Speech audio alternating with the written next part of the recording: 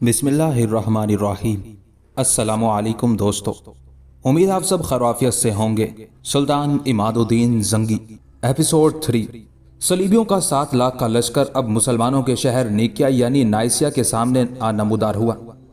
मोर्रखीन लिखते हैं कि इस शहर को कुदरत और सनत दोनों ने बहुत मजबूत बना रखा था और एकदम मुहिम के शुरू ही में इसे फतह कर लेना इतना आसान नहीं था। सलीबियों ने यह समझा कि मुसलमानों के इस शहर में एक छोटा सा लश्कर होगा जिसे वो लम्हों के अंदर ज़ेर करके शहर पर कब्जा कर लेंगे। चुनाचे निकिया पहुंचते ही उन्होंने शहर पर हमलावर होने का इरादा कर लिया। मोर्रखीन ये भी लिखते हैं कि सलीबी हमलावर जब निकिया शहर की दीवारों के करीब पहुंचे ताकि शहर पर हमलावर हों, तीर अंदाजी करें या शहर की फसील पर रस्सों की सीढ़ियों के जरिए चढ़ने की कोशिश करें, तो शहर के अंदर जो तुर्कों का लश्कर था उसने बेहतरीन रद्द अमल का इजहार किया और उन्होंने फसील के बुर्जों और खला के अंदर से घात में रहते हुए सलीबियों पर ऐसी तेज जहर आलू तीरों की बारिश की कि अनगिनत सलीबियों को उन्होंने मौत की गहरी नींद सुला दिया। यह पहला मौका था कि सलीबियों को अपनी उस हमाकत पर अफसोस हुआ कि उन्होंने आते ही शहर को अपना हदफ बनाने का तहिया क्यों किया और बगैर सोचे समझे और बगैर किसी मंसूबाबंदी के उन्होंने एकदम से शहर की तरफ पेशकदमी करके शहर की फसील पर चढ़ने की कोशिश क्यों की। यूरोपीय और दीगर मौरखीन ये भी लिखते हैं कि शहर के अंदर जो तुर्कों का छोटा सा एक लश्कर था उसने बे इंतहा ज़्यादा इस्तकलाल और तहम्मुल से मुकाबला करना शुरू किया, इसलिए कि उन्हें बाहर से कुमक और मदद मिलने की उम्मीद थी। ये शहर सल्जूकी सुल्तान कलीच अरसलान का था जिसका मरकजी शहर अनातोलिया के मैदानों में कोनिया शहर था। लिहाजा जब जहर आलू तीरों की बारिश से अपने लश्कर का एक खासा बड़ा हिस्सा गंवाने के बाद सलीबी पीछे हटे ताकि नई मनसूबाबंदी के तहत शहर पर हमलावर हों, तब उनके अंदर ये खबरें गश्त करने लगी कि कोनिया का सुल्तान कलीच अरसलान अपने लश्कर के साथ पहुंच गया है। और थोड़ी ही देर बाद सलीबियों ने देखा करीब के कोहिस्तानी सिलसिले के ऊपर सबसे पहले सुल्तान कलीच अरसलान नमूदार हुआ था और उसके पीछे उसका लश्कर था। गो सुल्तान कलीच अरसलान ने बेहतरीन हिम्मत और जमा मर्दी का मुजाहिरा किया था, लेकिन जो लश्कर वो लेकर आया था या उसके पास जो लश्कर था उसका मुकाबला अगर सलीबियों के लश्कर से किया जाए तो अददी लिहाज से ये चूंटी और हाथी का मुकाबला था। बहरहाल लश्कर की तादाद कुछ भी हो, कोनिया के सल्जूकी सुल्तान कलीच अरसलान ने निकिया शहर से बाहर सलीबियों से टकराने का अज़्म कर लिया था। सलीबियों का 7 लाख का लश्कर अभी कोहिस्तानी सिलसिले के ऊपर नमूदार होने वाले सुल्तान कलीच अरसलान और उसके लश्करियों का जायजा ही ले रहा था कि वो कैसे रद्द अमल का इजहार करते हैं कि कलीच अरसलान अपने सालारों और अपने लश्करियों के साथ रोज़ अज़ल से अब्दी कुर्बान गाहों के मुतलाशियों और वक्त के नीले खला में चरागों से आंधियां बर्पा कर देने वाले तहजीब और तमद्दुन के तूफानों की तरह हरकत में आया। उसके बाद माथे की शिकनों से इंकलाब बर्पा करती बुतों की तरह रक्स करती तलवारों, हर मंजिल पर मंजिलों के संग मील खड़ी करती तदबीरों की सदाओं की बाज गश्त की तरह उसने अपने काम की इब्तदा की। उसके बाद सुल्तान कलीच अरसलान सलीबियों के लश्कर के एक हिस्से पर आंधियों के दोष पर दिए जुल्मत के शानों पर किरने लेकर पेशकदमी करने वाले खैरो महर के अलम बरदारों, खूनी हैकलों, गुनाहों के नशीमन और तारीक औताक में रोशन शमों की मानी ज़िया बनकर दाखिल होने वाले मुजाहिदों की तरह हमलावर हो गया था। कुछ देर तक घमसान का रन पड़ा। इस टकराव के दौरान सुल्तान कलीच अरसलान और उसके सालारों लश्करियों ने सलीबियों के हजारों लश्करियों को मौत के घाट उतार दिया था। सुल्तान कलीच अरसलान का लश्कर चंद हजार पर मुश्तमिल था, जबकि सलीबी लश्कर की तादाद 7 से 8 लाख थी। चुनाचे कलीच अरसलान ने जब देखा कि सलीबी अब हर समत से सिमट कर उसका घेराव करने वाले हैं, तब वो अपने लश्कर को लेकर एकदम पीछे हटा और बचता बचाता आसेब और छलावों के वहमों, आन बान भुला देने वाली, रौंदने और पामाल कर देने वाली मौत की तरह अपने लश्कर के साथ कोहिस्तानी सिलसिलों के अंदर गायब हो गया था। सलीबियों को अपने हजारों लश्करियों के साथ कलीच सुल्तान के हाथों मारे जाने का बेहद दुख और सदमा हुआ, लेकिन वो उसके खिलाफ कोई तादीबी कार्रवाई ना कर सके, इसलिए कि कोहिस्तानी सिलसिलों के अंदर सुल्तान कलीच अरसलान गायब हो चुका था और सलीबी ये ख्याल कर रहे थे कि अगर इन कोहिस्तानी सिलसिलों के अंदर उन्होंने कलीच अरसलान का ताक़ुब करने की कोशिश की तो कहीं ऐसा ना हो कोहिस्तानी सिलसिलों के पुरपेच रास्तों के अंदर अचानक कलीच अरसलान उनके साथ छापा मार जंग की इब्तिदा करते और उनकी सारी जुर्रतमंदी, उनकी सारी जसारत को मट्टी और खाक में मिलाकर रख दे। सुल्तान कलीच अरसलान जानता था कि निकिया शहर में तुर्कों का एक छोटा सा लश्कर है जो ज्यादा दिन तक सलीबियों के साथ 7 लाख के लश्कर का मुकाबला नहीं कर सकता था। चुनाचे उस मौके पर कलीच अरसलान ने सलीबियों को सियासी मार मारने का फैसला किया। کلیچ ارسلان نے تیز رفتار قاصد قسطنطنیہ کے یونانی شہنشاہ کی طرف روانہ کیے اور اسے پیشکش کی کہ وہ 7 لاکھ صلیبی لشکر کے سامنے نیکیا شہر اس کے حوالے کرتا ہے۔ اس پیشکش پر ایلیکیسی نے بڑی خوشی کا اظہار کیا۔ کلیچ ارسلان نے ایسا اس لیے کیا تھا کہ ماضی میں قسطنطنیہ کے شہنشاہ سلجوقی سلطان کے باج گزار رہے تھے، اس پر کسی توازن پر بھروسہ کیا جا سکتا تھا۔ چنانچہ اس پر ایلیکیسی نے خوشی کا اظہار کیا۔ اس نے بھی اپنے کچھ سفیر نیکیا بھجوائے، جن کے کہنے پر نیکیا کے دروازوں پر قسطنطنیہ کے شہنشاہ ایلیکیسی کے علم لہرا دیے گئے اور 7 لاکھ کے صلیبی لشکر کے سالاروں کے اندر اپنے سفیروں کے ذریعے قسطنطنیہ کے شہنشاہ ایلیکیسی نے قیمتی تحائف تقسیم کر دیے تھے تاکہ نیکیا ان کی بجائے قسطنطنیہ کو ملنے پر وہ کسی ناخوشی اور دکھ کا اظہار نہ کریں۔ نیکیا کی اس جنگ کی تفصیل مورخین کچھ اس طرح بیان کرتے ہیں۔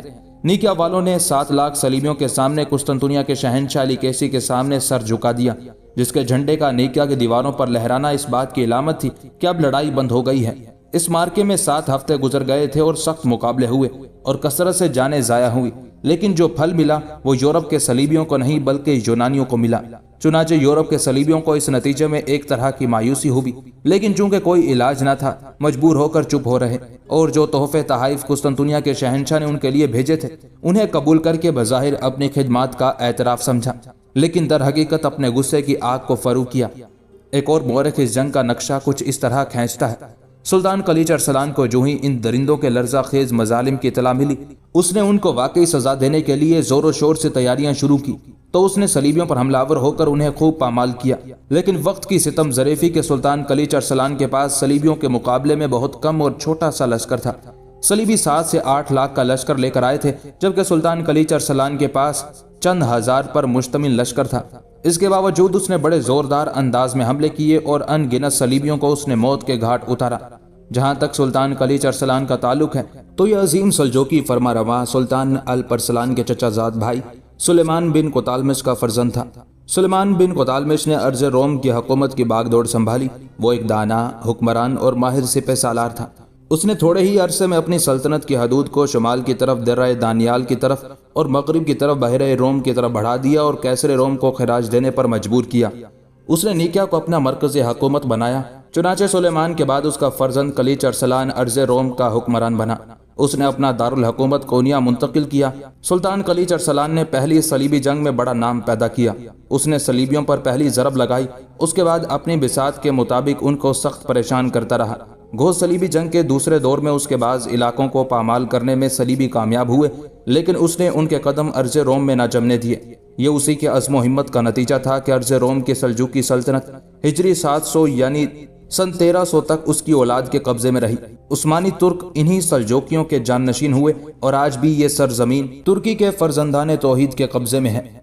بہرحال نیکیا شہر پر قسطنطنیہ کے شہنشاہ کا علم لہراتا دیکھ کر صلیبی بہت جھلائے، لیکن کیسر نے تحائف کی بارش کر کے ان کے منہ بند کر دیے تھے۔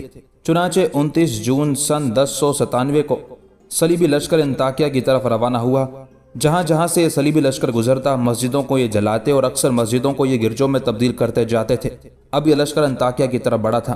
انطاکیہ کی طرف جاتے ہوئے ایک بار پھر سلجوقی سلطان کلیچ ارسلان اپنے مختصر سے لشکر کے ساتھ اجالوں کے ضمیر، قضاء کے سفیر، موت کے پیغمبر، بدبختیوں کے طول میں حادثوں، آندھیوں، بجلیوں اور زلزلوں کی طرح نمودار ہوا۔ اس وقت 7 سے 8 لاکھ کا صلیبی لشکر مختلف حصوں میں تقسیم ہو کر آگے پیچھے انطاکیہ کی طرف کوچ کر رہا تھا۔ چنانچہ سلطان کلیچ ارسلان نے صلیبیوں کے لشکر کے پچھلے حصے کو اپنا ہدف بنانے کا عزم کیا۔ یہ ارادہ کرتے ہی وہ کوہستانی سلسلوں کے دروں کے اندر سے اچانک اپنے لشکر کے ساتھ ہر گھڑی قیامت، ہر لمحہ جبر، احساسات صلیب پر مصلوب کر دینے والے قانون فطرت کے بدترین عذابوں اور لہو میں آگ کے شعلے بھڑکاتی مہیب طوفانی قوتوں کی طرح نمودار ہوا۔ پھر وہ صلیبیوں کے لشکر کے پچھلے حصے پر امیدیں لہو لہو، آرزوئیں شکستہ کرتے، آگ اگلتے صحرا، نظر کی بستیوں میں اشک ندامت بھرتی، اذیتوں کی بے اڑانوں، دل کی وادیوں کے چراغ بجھاتی، سیٹیاں بجاتی قضاء کی طرح حملہ آور ہوا تھا۔ اپنے تیز اور جان لیوا حملوں کے باعث سلطان کلیچ ارسلان نے صلیبیوں کے لشکر کے پچھلے حصے کی حالت بہت زیادہ المناک کرنا شروع کر دی تھی۔ صلیبیوں کے لشکر کے پچھلے حصے کی حالت بڑی تیزی سے تیزابی تلخیوں، مشکل اور دردناک سموں، نامرادیوں کی دھند، درد و کرب کی آگ، کرب کے اندھے جنگل میں دکھ کے پیلے پتوں سے بھی زیادہ المناک کرنا شروع کر دی تھی۔ کچھ دیر تک ہولناک اور اذیت خیز مارکا ہوا اور اس مارکے میں کونیا کے سلطان کلیچ ارسلان نے تیز اور جان لیوا حملے کرتے ہوئے صلیبی لشکر کے پشتی حصے میں ہزاروں صلیبی جنگجوؤں کو موت کے گھاٹ اتار دیا تھا، اور پھر قبل اس کے کہ سارا صلیبی لشکر مڑ کر سلطان کلیچ ارسلان کو اپنا ہدف بناتا، کلیچ ارسلان نے اپنے لشکر کے ساتھ کوہستانی سلسلوں کے اندر اپنے جانے پہچانے راستوں اور دروں میں روپوش ہو گیا تھا۔ سلطان کلیچ ارسلان کے اس حملے اور اس جنگ کو یورپی مورخین کچھ اس طرح بیان کرتے ہیں: صلیبیوں نے نیکیا سے اپنے لشکریوں کی باقاعدہ صف بندی کر کے کوچ شروع کیا، لیکن ایک ساتھ نہیں بلکہ جدا جدا جماعتیں بنا کر ایسا کیا تاکہ گزشتہ کارناموں سے زیادہ وسیع پیمانے پر قتل و غارت گری کرتے چلیں۔ چنانچہ سلطان کلیچ ارسلان ایک بار پھر اپنے لشکر کو مجتمع کر کے عقب میں روانہ ہوا۔ صلیبیوں کے پچھلے حصے یعنی عقب میں بومانڈ کے زیر کمان لشکری تھے، اسی پر سلطان کلیچ ارسلان نے حملہ کیا اور ایسا غضب کا می تیروں کا برسایا کہ دشمن کی ایک بہت بڑی تعداد قبل اس کے کہ ان کے بھائی مدد کو آئیں قتل ہو کر موت کے گھاٹ لگی۔ آخر سارے صلیبی سالار جن میں گوڈفرے، ہیو اور ریمانڈ تھے اپنے اپنے حصوں کے لشکر کو لے کر پلٹے اور ایک سخت خون ریز ہنگامہ برپا ہوا۔ کشتوں کے پشتے لگ گئے، کبھی ترک جیتتے کبھی عیسائی جیتتے، مگر یہ صورتحال دیکھتے ہوئے سلطان کلیچ ارسلان کو کوہستانی سلسلوں کے اندر روپوش ہو گیا تھا۔ یہی مورخین اس جنگ کو جنگ دوریلیوم کا نام دیتے ہیں، اور ساتھ یہ بھی کہتے ہیں کہ اس کو جنگ دوریلیوم اس وجہ سے کہتے ہیں کہ وہ وادی جہاں یہ جنگ ہوئی اس وادی کا نام یہی تھا۔ اس میں بے انتہا کشت و خون ہوا، اور اپنے پہلے ہی حملے میں سلطان کلیچ ارسلان نے 4000 کے لگ بھگ فرانسیسیوں کو موت کے گھاٹ اتار دیا تھا۔ کونیا کے سلطان کلیچ ارسلان نے معاملے کو یہی نہیں ختم کیا تھا۔ جو صلیبی انطاکیہ کی طرف بڑھتے گئے وہ بار بار اپنی گھات سے نمودار ہوتا اور صلیبیوں کے لشکر کے مختلف حصوں پر ضرب لگا کر کوہستانی سلسلوں کے اندر روپوش ہو جاتا، اور مورخین لکھتے ہیں کہ سلطان کلیچ ارسلان کے ان حملوں کا اثر یہ ہوا کہ صلیبیوں پر سلطان کلیچ ارسلان کا خوف طاری ہو کر رہ گیا تھا۔ مورخین مزید لکھتے ہیں کہ سلطان کلیچ ارسلان نے وقفے سے صلیبیوں پر حملہ ہونے کی بجائے ایک اور کام کیا۔ صلیبی لشکر کے راستے میں آنے والے تمام علاقوں کی فصلیں اس نے جلا ڈالی اور وہاں کے باشندوں کو محفوظ مقامات پر پہنچا دیا۔ اس کے ساتھ ہی صلیبیوں پر طوفانی چھاپے مارنے شروع کر دیے اور جگہ جگہ ان کی لاشوں کے انبار لگا دیے۔ رسد کی قلت، پانی کی کمیابی اور دشوار گزار راستوں نے صلیبیوں پر اور بھی ستم ڈھایا۔ سلجوقی سلطنت میں کہیں بھی قدم جمانے کی بجائے انہوں نے اپنی عافیت اسی میں سمجھی کہ جس قدر جلد ممکن ہو وہ کونیا کے سلطان کلیچ ارسلان کے علاقوں سے نکل جائیں۔ چنانچہ اسی بھاگ دوڑ اور افراتفری میں صلیبی لشکر نے کوہستان طاروس کو عبور کیا اور شام کی سرزمین میں داخل ہوئے۔ ان کے نکلتے ہی سلطان کلیچ ارسلان نے نہ صرف یہ کہ اپنا کھویا ہوا شہر نیکیا واپس لے لیا بلکہ دوسرے شہروں کی حالت بھی پہلے جیسی خوشحال بنا کر رکھ لی تھی۔ مورخین لکھتے ہیں کہ شام کی سرزمین میں قدم رکھتے ہی صلیبی سالاروں میں اختلافات پیدا ہو گئے۔ بیشتر کی رائے تو یہی تھی کہ اپنی منزل مقصود کی طرف پیش قدمی جاری رکھی جائے، یعنی یروشلم کی طرف پیش قدمی کو جاری رکھا جائے۔ تاہم ان میں کچھ ایسے بھی تھے جن کے دلوں میں دوسروں کے علاقے ہتھیانے اور اپنی جاگیریں پیدا کرنے کا شوق چٹکیاں لے رہا تھا، اور ان میں دو سربر آوردہ سردار یعنی گوڈفرے کا بھائی بالڈون اور ارمنی سالار ٹینکرڈ تھے۔ ابھی یہ انہی سوچوں میں ڈوبے ہوئے تھے کہ ان کی امیدیں ان کی آرزویں بھر آئیں، اس لیے کہ بالڈون اور ٹینکرڈ کے پاس ایڈیسا شہر کے حکمران تھوروس کے قاصد پہنچے، اور بالڈون اور ٹینکرڈ کو اس نے اپنے لشکر کے ساتھ انطاکیہ یا یروشلم کی طرف جانے کی بجائے ایڈیسا طلب کیا۔ ایسا کر کے تھوروس اپنی طاقت اور قوت میں اضافہ کرنا چاہتا تھا، اور اس کے آس پاس اور پڑوس میں چھوٹی بڑی مسلمان ریاستیں تھیں، ان پر غلبہ کر کے اپنی حکمرانی کو وسیع کرنے کے در پہ تھا۔ بالڈون اور ٹینکرڈ تو پہلے ہی اس انتظار میں تھے کہ انہیں ان سرزمینوں میں کوئی علاقہ ہاتھ آ جائے اور وہ اس پر حکمرانی کرنے لگیں۔ چنانچہ تھوروس کی اس پیشکش کو بالڈون اور ٹینکرڈ نے فوراً قبول کر لیا۔ چنانچہ لشکر کا ایک خاصا بڑا حصہ لے کر بالڈون ایڈیسا پہنچا۔ تھوروس تو اپنی طاقت اور قوت میں اضافہ چاہتا تھا اور بالڈون سے مدد حاصل کرنا چاہتا تھا، لیکن بالڈون عرب کے روایتی اونٹ کی طرح خود ہی ایڈیسا پر قابض ہو گیا اور وہاں صلیبیوں کی پہلی ریاست کی بنیاد رکھی۔ اس صورتحال نے ایڈیسا کے حکمران تھوروس کو مایوس کر دیا، اور پھر جب تھوروس یہ محسوس کرنے لگا کہ بالڈون اس کا خاتمہ کرنے کے در پہ ہے، تب تھوروس اپنے اہل خانہ اور عزیز و اقارب کو لے کر ایڈیسا شہر سے نکلا اور دریائے اورنٹس کے قریب ایک گمنام بستی میں جا کر آباد ہو گیا۔ جہاں تک ارمنی سالار ٹینکرڈ کا تعلق ہے تو وہ بھی بالڈون سے پیچھے نہیں رہا۔ اس کے پاس ایک خاصا بڑا لشکر تھا، چنانچہ اس نے ترتوس کا رخ کیا اور اس کے نواحی علاقے پر قبضہ کر لیا اور عارضی طور پر وہاں مقیم ہو گیا۔ ان دو سرداروں کے الگ ہو جانے کے باوجود صلیبیوں کے دم خم میں کوئی فرق نہ آیا اور ان کا بڑا حصہ بڑی تیزی سے انطاکیہ کی طرف بڑھا۔ ان کی پیش قدمی اپنے جلوں میں ہولناک قتل و غارت گری، تباہی و بربادی لیے ہوئے تھی۔ बाल्डोन और टैंकर्ड के अलावा कुछ दूसरे सलीबी सालार भी हुकूमत में आए। वो भी अपने अपने हिस्से के लश्कर को लेकर अंताकिया का रुख करने की बजाय मुड़े और दरियाए ओरेंटस के आसपास मुख्तलिफ इलाकों पर काबिज होकर वहां उन्होंने अपनी अपनी हुकूमत कायम कर ली। उनमें ज्यादातर count of Saint Paul, count of grey, एनालोडस, एस्टस और कुछ दीगर नौजवान सलीबी सालार भी थे। एडिसा का साबिक हुक्मरान थोरोस एक रोज दरियाए ओरेंटस के करीब अपनी नई रिहाइशगाह में अपनी मां सारुख, अपनी दूसरी बीवी मैकल के साथ बैठा हुआ था। किसी मौजू पर तीनों गुफ्तगू कर रहे थे, इसलिए कि थोरोस की पहली बीवी शालोस मर चुकी थी। इतने में जिस कमरे में वो तीनों बैठे गुफ्तगू कर रहे थे, उस कमरे के दरवाजे पर ढलती हुई उम्र का एक शख्स नमूदार हुआ। उसे देखते ही थोरोस और उसकी मां सारुख दोनों गौर से उसकी तरफ देखने लगे थे। उस मौके पर उन दोनों के चेहरों पर एक तजस्सुस भी था। दूसरी तरफ थोरोस की बीवी मैकल की भी यही हालत थी। हाथ के इशारे से उस शख्स को थोरोस ने अंदर आने के लिए कहा। वो आगे बढ़ा। थोरोस ने उसे सामने बैठने के लिए कहा। जब वो बैठ गया तब थोरोस ने उसे मुखातिब किया, अब ये बता, क्या तुझे मेरी बहन जोरा से मुतालिक कुछ पता चला? इस पर उस शख्स के चेहरे पर हल्का सा तबस्सुम नमूदार हुआ। कहने लगा, आपने हमें इस काम के लिए मुकर्रर किया था और मैं अपने साथियों के साथ पूरी शिद्दत के साथ हरकत में आया, लिहाजा हमने जोरा खातून का पता लगा लिया है। उसके उन अल्फाज पर थोरोस और उसकी मां सारुख चौंके थे। चेहरों पर तबस्सुम नमूदार हुआ था। मैकल भी खुशी का इजहार कर रही थी। यहाँ तक कि तजस्सुस भरे अंदाज में थोरोस की मां सारुख ने पूछ लिया था, अगर ये बात है तो रुकते क्यों? बताओ मेरी बेटी इन दिनों कहाँ है? इस पर आने वाले उस शख्स ने अपने होठों पर जबान फेरी, फिर कहने लगा, मोहतरम खातून, आप जानती हैं एडिसा शहर में जलालुद्दीन नाम का मुसलमान रईस था।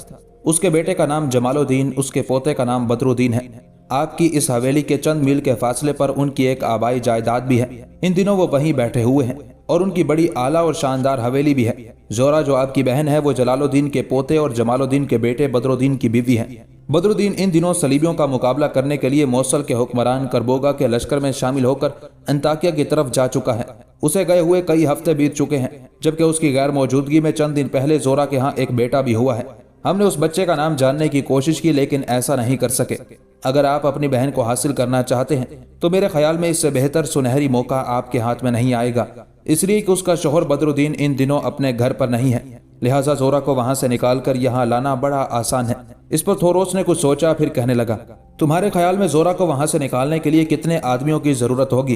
क्या 2-4 आदमियों से काम चल सकता है?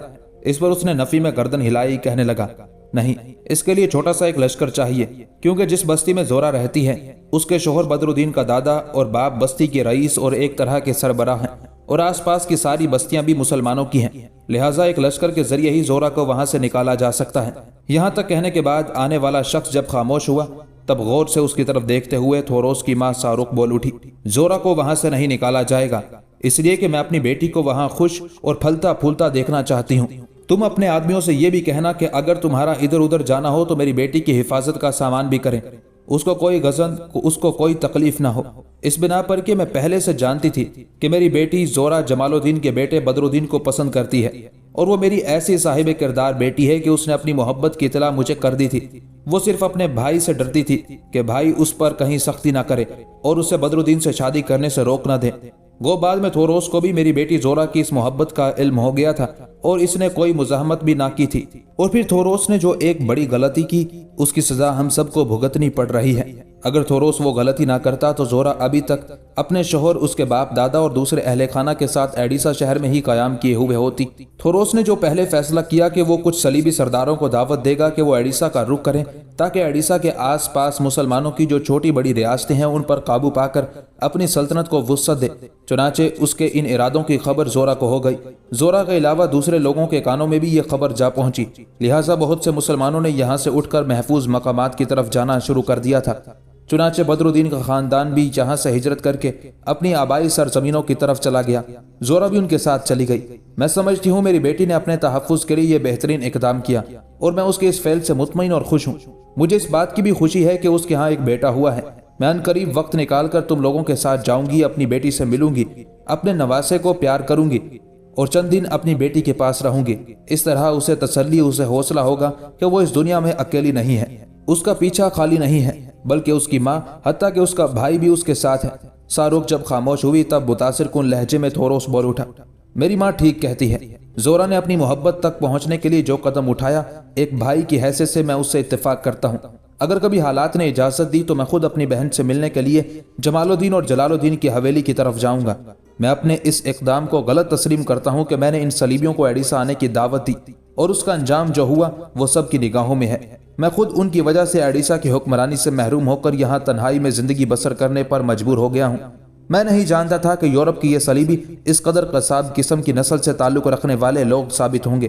میرے عزیز، تو اپنے ساتھیوں کے ساتھ کبھی کبھی جلال الدین اور جمال الدین کی حویلی کی طرف جاتے رہنا اور مجھے ان سب کی خیر و عافیت کے علاوہ میری بہن زورا سے متعلق بتاتے رہنا۔ اب جلال الدین، جمال الدین اور بدر الدین سے ہمارا ایک رشتہ ہے۔ تھوروس کو خاموش ہو جانا پڑا، اس لیے کہ اس کی بات کاٹتے ہوئے اس کی ماں ساروک بول اٹھی، ایک اور بات تو بتا۔ دیکھ بدر الدین اب میری بیٹی زورا کا شوہر ہے، اس لحاظ سے بدر الدین اب میرا بیٹا ہے۔ ایسے ہی مجھے عزیز ہے جس طرح تھوروس مجھے پیارا ہے۔ میری عزیز بدر الدین کی ماں کا نام زمران تھا۔ وہ بڑی صاحب کردار، بڑی اعلیٰ اخلاق کی خاتون تھی۔ میری اس سے چند ملاقاتیں بھی ہوئی، کیونکہ زورا نے جب بدر الدین سے اپنی محبت کا اظہار کیا تب میں نے اس خاندان کے افراد سے ملنا شروع کیا۔ اب تو مجھے یہ بتا، کیا زمران زندہ ہے؟ اس پر وہ شخص خوشی کا اظہار کرتے ہوئے کہنے لگا، بالکل زمران زندہ ہے اور اس کی صحت بھی اچھی ہے، بلکہ میں سمجھتا ہوں وہ دوڑتی بھاگتی ہے۔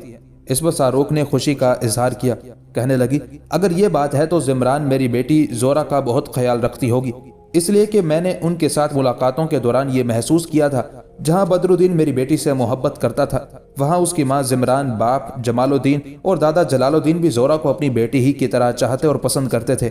اب تم جاؤ، جا کر آرام کرو، جس دن میں نے جانا ہوا میں تمہیں بلا لوں گی اور میں چند دن اپنی بیٹی کے پاس رہ کر آؤں گی۔ ساروک کی اس گفتگو سے تھوروس اور اس کی بیوی میکل نے خوشی کا اظہار کیا تھا۔ پھر وہ شخص وہاں سے اٹھ کر چلا گیا تھا۔ انطاکیہ شام کا پہلا اہم شہر تھا جو صلیبی طوفان کی زد میں آیا۔ صلیبیوں کی نظر میں یہ ساحلی شہر بڑا مقدس تھا، کیونکہ دین مسیح نے اس کی گود میں پرورش پائی تھی اور اس میں عیسائی بزرگوں کی بہت سی یادگاریں تھیں۔ صلیبی حملے کے وقت شہر پر ایک سلجوکی امیر یاگی سیان کی حکومت تھی، جسے سلجوکیوں کے نامور سلطان ملک شاہ سلجوکی نے کئی سال پہلے یہاں کا امیر مقرر کیا تھا۔ طوائف الملوکی کے اس دور میں انطاکیہ کی حفاظت کی ذمہ داری تنہا اس کے کندھوں پر آ پڑی تھی۔ اس کی عسکری قوت صرف 17,000 نوجوانوں پر مشتمل تھی، جس میں 10,000 پیادہ، 2,000 سوار اور 5,000 عام ملازمین تھے۔ اس کے برعکس انطاکیہ پر دھاوا بولنے والے صلیبیوں کی تعداد کچھ سالاروں کے الگ ہو جانے کے باوجود 3 لاکھ سے زیادہ تھی۔ یاگی سیان نے صورتحال کی نزاکت کو بھانپ لیا اور قلعے کے ایسے سخت حفاظتی اقدامات کیے کہ اسے قریب ناقابل تسخیر بنا دیا تھا۔ 20 اکتوبر سن 1097 کو صلیبی لشکر نے انطاکیہ کا محاصرہ شروع کیا، جو 9 ماہ تک بڑی شدت سے جاری رہا۔ اس دوران میں مسلمان وقتاً فوقتاً قلعے سے باہر نکل کر صلیبیوں پر حملے کرتے، لیکن صلیبیوں کے ٹڈی دل کے ہاتھوں نقصان اٹھا کر واپس جانے پر مجبور ہو جاتے۔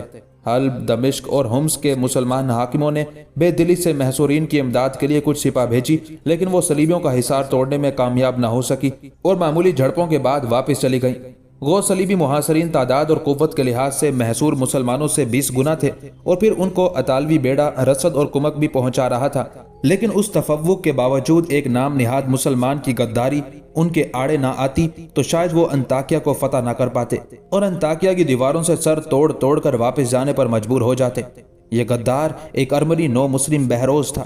والی انطاکیہ کو اس شخص پر بے حد اعتماد تھا۔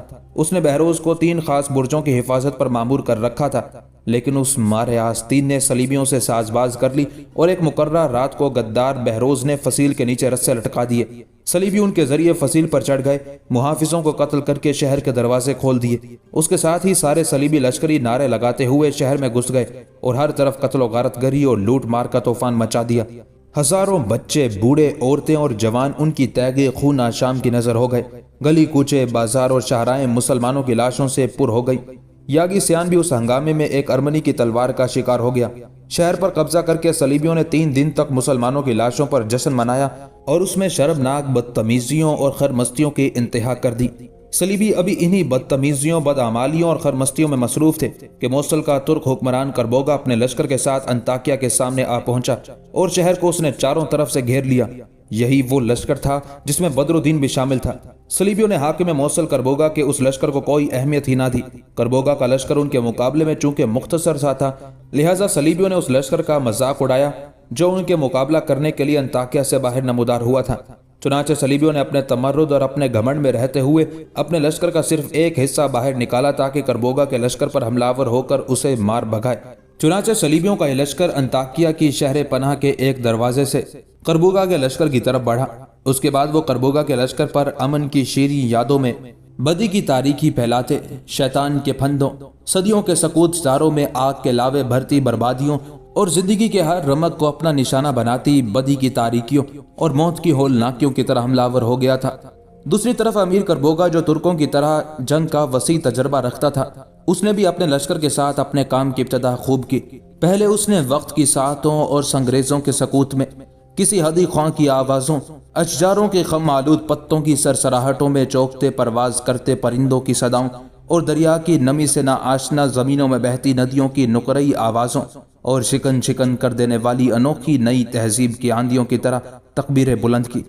اس کے بعد جوابی کارروائی کرتے ہوئے حاکم موصل امیر کربوگا صلیبیوں کے ایک لشکر پر کائنات کی تقدیر بدل دینے والے مشل بقف کروبیوں، وقت کے ناسپاس لمحوں میں قہرمانیت تابداری، منافق راتوں میں خونی سرکش موجوں اور وقت کے سرد منجمد لمحوں میں دھول اڑاتے بربادیوں کے جھکڑوں کی طرح حملہ آور ہو گیا تھا۔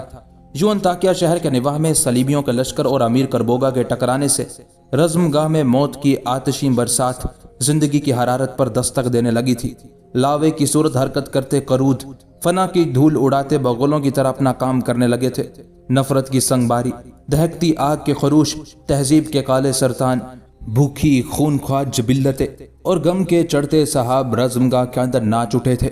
صلیبیوں نے اپنی طرف سے پوری کوشش کی کہ کربوگا کو مار بگائیں، لیکن امیر کربوگا اور اس کے ساتھ لڑنے والے ترک لشکری ایسی جان نثاری اور ایسے سرفروشانہ انداز میں حملہ آور ہوئے کہ ہزاروں صلیبیوں کو انہوں نے موت کے گھاٹ اتار دیا۔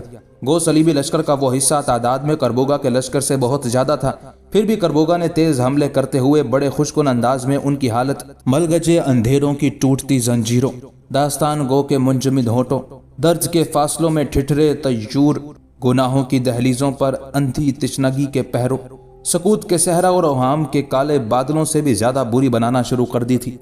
امیر کربوگا نے جب دیکھا کہ اس کے لشکری اب صلیبیوں کے اس لشکر پر حاوی ہوتے جا رہے ہیں اور چاروں طرف انہوں نے صلیبیوں کی لاشوں کے بستر بچھا دیے ہیں، تب اس نے صداؤں کے خوفناک ارتعاش میں آتش فشاں کے پھٹنے کے انداز میں تکبیریں بلند کی اور اپنے لشکریوں کو للکارا کہ دشمن اب شکست اٹھا کر بھاگنے والا ہے، لہٰذا اپنے حملوں میں تیزی پیدا کرے۔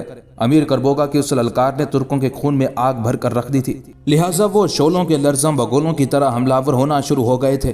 ترکوں کا یہ حملہ ایسا تیز اور جان لیوا تھا کہ صلیبی بھاگ کھڑے ہوئے اور شہر کے اندر چلے گئے۔ اپنے پیچھے وہ ہزاروں لاشیں چھوڑ کر شہر کے اندر محصور ہونے پر مجبور ہوئے تھے۔ امیر کربوگا کے اس قتل عام اور اپنے ساتھیوں کے شہر سے باہر اس قدر مارے جانے سے صلیبیوں کے سالاروں اور ان کے لشکریوں کے اوسان خطا ہو کر رہ گئے تھے۔ امیر کربوگا کے اس طرح آنے اور صلیبیوں کے ایک لشکر کو شکست دینے اور ان کی ان گنت لاشیں انطاکیہ کے نواح میں بکھیرنے سے متعلق صلیبیوں پر جو بددلی طاری ہوئی تھی، اس سے متعلق مورخین لکھتے ہیں، اس سے پہلے صلیبیوں نے انطاکیہ شہر کا محاصرہ کیا تھا، اب خود محصور ہو گئے تھے۔ عام احتیاطیں جو صلیبیوں نے اس سے پہلے انطاکیہ شہر کے مسلمانوں کے مقابلے میں اختیار کی تھی، اب خود ان کے مقابلے میں اختیار کی جانے لگی۔ اس کا نتیجہ یہ ہوا کہ صلیبی اب شہر سے باہر نکل کر امیر کربوگا کا سامنا کرنے سے کترانے لگے، شہر کے اندر ہی محصور رہے۔ اس کا نتیجہ یہ ہوا کہ شہر کے اندر قحط شروع ہو گیا اور جو مصائب اس سے پہلے شہر کے مسلمانوں نے عیسائیوں کے محاصرہ کرنے کے دوران اٹھائے تھے، وہی مصائب اب انہیں خود بھی برداشت کرنا پڑ رہے تھے۔ مورخین مزید لکھتے ہیں کہ مصائب پہلے مصائب سے کہیں زیادہ تھے۔ ان مصائب کی وجہ سے انہیں مجبوراً اپنے گھوڑوں کو مار مار کر کھانا پڑا، اور یہی نہیں ان کا گوشت کھاتے بلکہ ان کا خون بھی پی لیتے تھے۔ جب قحط نے مزید شدت اختیار کی، تب لشکر اسلحے کے ساتھ جو چمڑا ہوا کرتا اور جانوروں کی کھالیں دم پخت کر کے کھانے کے کام میں لانے لگے۔ درختوں کی پتیاں اور سڑی ہوئی بدبودار ترکاریاں ابالی جاتی تھی اور کھانے کے لیے استعمال کی جاتی تھی۔ جتنے مصائب قحط کے ساتھ ساتھ ہوا کرتے تھے سب ہی موجود تھے۔ لوگوں میں کسی قسم کا صحیح امتیاز باقی نہ رہا تھا، ضابطہ اور تہذیب بالائے طاق تھی، بدکاری، شہوت پرستی اور بدعمالیوں کا بازار گرم تھا۔ مورخین مزید لکھتے ہیں کہ دوشیزہ لڑکیوں کا دامن عصمت و حیا اور سن رسیدہ عورتوں کی حرمت اور عزت کچھ بھی ان کے دست تعدی سے محفوظ نہ تھی۔ چنانچہ صلیبیوں کے لشکر پر ان کے سالاروں سمیت ایک قسم کی مایوسی چھا گئی تھی۔ ایسے میں بقول مورخین صلیبی لشکر کے اندر 2 پادریوں کی جال سازی اور ان کا مکر و فریب ہی صلیبیوں کے کام آیا۔ صلیبیوں کے لشکر میں 2 بڑے پادری تھے، ان میں سے ایک کا نام پطرس بارتھلمی، دوسرے کا نام ایڈہیمر تھا۔ یہ دونوں ایک جگہ جمع ہوئے، دونوں چونکہ ایک دوسرے کے رازدار تھے، لہٰذا گفتگو کا آغاز بڑی سرگوشی کے انداز میں پطرس نے کیا اور اپنے ساتھی پادری ایڈہیمر کو مخاطب کر کے کہنے لگا، میرے عزیز بھائی، یہ جو موصل کے حکمران کربوگا نے شہر سے باہر ہمارے لشکر کو بدترین شکست دی ہے اور ہزاروں لشکریوں کو موت کے گھاٹ اتار دیا ہے، اس سے ہمارے لشکر پر بددلی چھا گئی ہے۔ सालार मायूस दिखाई दे रहे हैं। अगर यही हालत रही तो याद रखना सलीबी लश्कर अंताकिया से निकलकर यरूशलेम जाने की बजाय वापस यूरोप का रुख करेगा। अगर ये ऐसा करेंगे तो इन पर वो तबाही नाजिल होगी जिसका कोई अंदाजा नहीं कर सकता, इसलिए कि इन्हें अनातोलिया के मैदानों में से गुजरना होगा और अनातोलिया का सुल्तान कलीच अरसलान पहले ही इनके हाथों जख्म खाए हुए हैं। वो जख्मी सांप की तरह इन पर हमलावर होगा और किसी को डसे बगैर नहीं छोड़ेगा और किसी सलीबी को बचकर यूरोप जाना नसीब नहीं होगा। मेरे भाई, मैं चाहता हूं कि सलीबी लश्कर कामयाबी से अंताकिया शहर से निकलकर यरूशलेम का रुख करे, यरूशलेम पर कब्जा करे। लेकिन जो हालत इस वक्त छाई हुई है, इसके तहत सलीबी किसी भी सूरत अंताकिया से निकलकर मुसलमानों के लश्कर का मुकाबला करेंगे, न यरूशलेम का रुख करेंगे, बल्कि वापसी इख्तियार करेंगे। और अब तो मैं कुछ सालारों लश्करियों को ये कहते हुए भी सुन चुका हूँ कि हमें इक्का दुक्का करके शहर से बाहर निकलकर वापसी इख्तियार करनी चाहिए। मेरे भाई, इस पसपाई और इस फरार को रोकने के लिए मेरे पास एक तजवीज़ है। यहाँ तक कहने के बाद पादरी पतरस जब खामोश हुआ तब मुस्कुराते हुए एडहैमर कहने लगा, ऐसी ही एक तजवीज़ मेरे पास भी है। इस पर पतरस की आंखों में चमक पैदा हुई और कहने लगा, अगर ये बात है तो पहले तुम अपनी तजवीज़ बयान करो।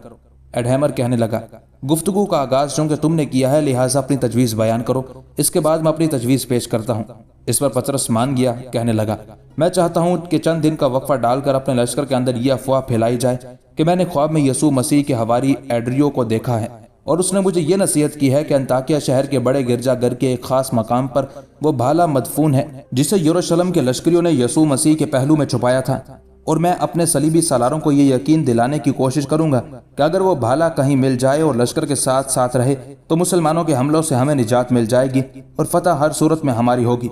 यहाँ तक कहने के बाद पतरस रुका, कुछ सोचा, फिर एडहैमर को मुखातिब करके कहने लगा, एडहैमर मेरे साथी, मेरे अजीज दोस्त भाई, मैं चाहता हूँ आज रात की गहरी तारीकी में हम दोनों हरकत में आए। मैंने इस मकसद के लिए एक कदीम और पुरानी तर्ज के भाले का भी एहतमाम कर लिया है। मैं चाहता हूँ जब रात गहरी हो जाए तो अंताकिया शहर के बड़े गिरजा घर में एक मखसूस जगह इस भाले को दफन कर दिया जाए। इसके बाद मैं सलीबी सालारों के सामने अपना ख्वाब बयान करूंगा और उनसे कहूंगा कि अंताकिया के बड़े गिरजा में मखसूस जगह वो भाला दफन है, अगर उसे निकाल कर लश्कर में रखा जाए तो हमारी फतह यकीनी हो जाएगी। यहाँ तक कहने के बाद राहिब पतरस रुका, फिर पादरी एडहैमर की तरफ देखते हुए कहने लगा, अब तुम कहो तुम्हारी क्या तजवीज़ है। इस पर एडहैमर मुस्कुराते हुए कहने लगा, मेरी तजवीज़ पतरस तुमसे किसी हद तक मिलती जुलती ही है, लेकिन दोनों का अंजाम या आखिरी हिस्सा कुछ मुख्तलिफ है। जिस तरह तुम अपने सलीबी सालारों से कहोगे कि तुमने ख्वाब में यीशु मसीह के हवारी एंड्रियो को देखा है और उसने भाले की निशानदही की है कि अगर अंताकिया के बड़े गिरजा घर से भाला निकालकर लश्कर के आगे आगे रखा जाए तो फतह यकीनी है, ऐसा ही एक मामला मैं भी सलीबी सालारों के सामने पेश करूंगा। मैं उनसे कहूंगा कि रात को मैंने भी एक अजीबो गरीब ख्वाब देखा। मैं मजीद कहूंगा कि ख्वाब में मुझे यीशु मसीह दिखाई दिए और मुझे ये इशारा दिया कि सलीबी अगर मुसलमानों से जंग की इब्तिदा कर दें तो जिस कोहिस्तानी सिलसिले के करीब उनका मुसलमानों से टकराव होगा उस कोहिस्तानी सिलसिले के ऊपर आलम ईसाइयत के 3 बड़े शहीद सेंट नमूदार होंगे और वो सलीबियों की फतह का बाइस बन जाएंगे। इन 3 सेंट में से सेंट जॉर्ज, सेंट डेमेट्रियस और सेंट थियोरोड के नाम लूंगा और कहूंगा कि तीनों सेंट सफेद लिबास में उम्दा घोड़ों पर सवार चमकदार जर्रें पहने एक मुसल्ला जमात के साथ कोहिस्तानी सिलसिले पर नमूदार होंगे और उनका नमूदार होना इस बात की निशानदही होगी कि मुसलमानों के मुकाबले में फतह सलीबी लश्कर की होगी। यहाँ तक कहने के बाद एडहैमर रुका, फिर अपनी बात को आगे बढ़ाता हुआ कहने लगा, पतरस मेरे भाई, जिस तरह तूने अंताकिया के बड़े गिरजा घर में दफन करने के लिए एक भाले का एहतमाम कर लिया है, इस तरह मैंने भी 3 खूब कद काठ के बेहतरीन सवारों का एहतमाम किया है। सारा मामला उन्हें समझा भी दिया है। वो बड़ी राजदारी से सारा मामला निभाएंगे और किसी पर असलियत जाहिर नहीं होने देंगे। मैं चाहता हूँ आज रात के पिछले हिस्से में ही वो अपने खूबसूरत और चमकते हुए लिबास लेकर शहर से निकल जाए। उनके उन लिबास के अलावा उनके अखराजात और उनके खाने पीने का एहतमाम भी कर दिया गया है और जिस वक्त हमारा लश्कर मुसलमानों से टकराने के लिए निकलेगा तो वो तीनों कोहिस्तानी सिलसिले पर नमूदार होंगे और जब मेरे ख्वाब के मुताबिक निशानी के तौर पर वो तीनों पहाड़ के ऊपर नमूदार होंगे तो पतरस मैं तुम्हें यकीन दिलाता हूँ हमारे सलीबी लश्करियों के हौसले बुलंद हो जाएंगे और मुसलमानों पर जान तोड़कर हमलावर होंगे, जिसके नतीजे में कामयाबी हमें ही नसीब होगी। एडहैमर जब खामोश हुआ तब पतरस बड़ी राजदारी में उसे मुखातिब करके कहने लगा, जिस तरह मैंने अपने 2 आदमियों को राज में रखा है कि वो मेरे साथ आज रात की तारीकी में अंताकिया के बड़े गिरजा घर में पुराने भाले को नस्ब करेंगे, इसी तरह मेरे भाई तुम उन 3 आदमियों को ताकीद करना कि इस मामले को बिल्कुल राज और एक इंतहाई मुकद्दस भेद समझकर इसकी हिफाजत करें। अगर असलियत और हकीकत किसी पर खुल गई तो फिर याद रखना एडहैमर, صلیبی لشکری مسلمانوں کو بھول کر ہم پر چڑھ دوڑیں گے اور ہم میں سے کسی کو زندہ نہیں چھوڑیں گے۔ وہ یہ دعویٰ کریں گے کہ ہم نے انہیں موت کے منہ میں دھکیلنے کے لیے ایک کھیل کھیلا ہے اور ہم نے ان کے ساتھ دھوکہ، فریب اور جال سازی کا کام کیا ہے۔ اس پر ایڈہیمر چھاتی تانتے ہوئے کہنے لگا، پطرس، اس سلسلے میں تم فکر ہی نہ کرو۔ اگر تم اپنے 2 ساتھیوں کے ساتھ معاملے کو راز میں رکھو گے تو پھر دیکھنا میں اپنے ان 3 ساتھیوں کے ساتھ کیسے اس رازداری کو نبھاتا ہوں۔ اس گفتگو سے پطرس بھی مطمئن ہو گیا تھا، چنانچہ دونوں اٹھ کھڑے ہوئے۔ اسی رات پطرس نے اپنے 2 مخصوص ساتھیوں کے ساتھ انطاکیہ کے بڑے گرجا میں ایک مخصوص جگہ بھالا نصب کر دیا تھا، جبکہ ایڈہیمر نے بھی اپنے کام کی ابتدا کی اور اس نے بھی 3 عمدہ قسم کے سواروں کو سارے ساز و سامان سے لیس کر کے بڑی رازداری کے ساتھ انطاکیہ شہر سے نکال دیا تھا۔